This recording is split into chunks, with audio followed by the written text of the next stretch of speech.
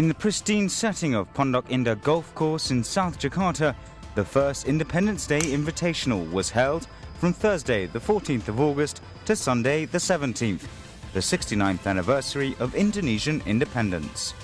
4 days of lead changes, flops and recoveries played over a sometimes windy but always dry course. Every day saw plenty of drama. But basically we have selected 17 players, be it a professional or amateur, but they're in top condition.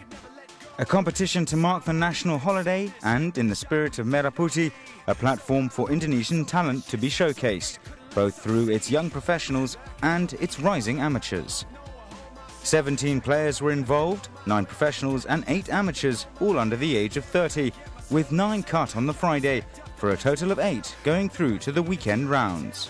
Pre-tournament favourite George Gandranata, who is Indonesia's top-ranked professional golfer, opened poorly, shooting a 2-over par 74.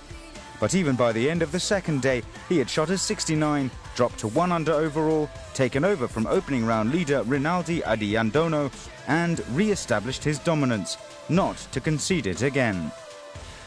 Well, I was off to a troublesome start. Made double on second, bogey third, so I was 3 over through 3 holes, and then I just told myself, just keep grinding. It's a tough day. Par's a good score, and just lower your scores if possible for the day, and then go get them the next day. And I was able to birdie the first hole and then birdie the third hole on the second day. I knew I was in the right direction then because I was making putts. I was hitting it well. I was feeling good about it. And and then the strategy worked like the first few holes, and I really believe that I could go a lot lower after that. Third day was a little bit tougher. It was also windy. Pins were really tricky this week, but I was able to shoot even par and protect my lead. And then today I didn't play well. I didn't play all that well on the front 9. Finished bogey on 8 and 9, but I was able to shoot 3 under on the back 9. I just told myself, hey, all the great players, they win it on the back 9, and I got to show myself I could do it on the back 9, and I did. I made 3 birdies on 12, 14, and 16, and I was able to win comfortably towards the end. George finished the tournament at 3 under.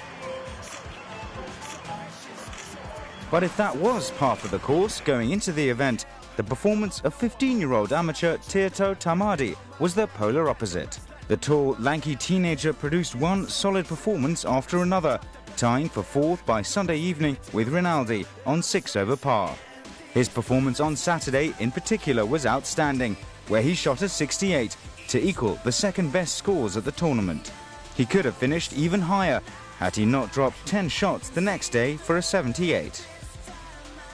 Saya hanya kayak unlucky, kayak kurang beruntung, jadi saya miss beberapa putter pendek, jadi ya lalu membuat saya tidak confident untuk hari ini. Jadi ya kedepannya akan saya belajar banyak dari sini sehingga kedepannya akan lebih baik. But the best round of the weekend went to Ian Andrew. The professional very nearly missed the cut on Friday, but with steadily improving scores over the first 3 rounds, he shot a spellbinding 67 on Sunday, helped by 3 chip-ins to lift himself into 3rd overall at 3 over par. I just try my best, and I just keep hitting the green, and hold the putt and chip it in, and I played really good today. No mistake, I mean. He wasn't the only one with such divergent performances. Practice, access and exposure remain core obstacles to the development of golfing talent in Indonesia. Improving that is at the core of the Independence Day Invitational. Golf is one thing, you need to have talent, you need to be physical, but the most important thing is you need to use your brain. Okay, you need to be not emotional when you play golf, and this I think is one very important thing. So education and sports, I think they really go hand in hand.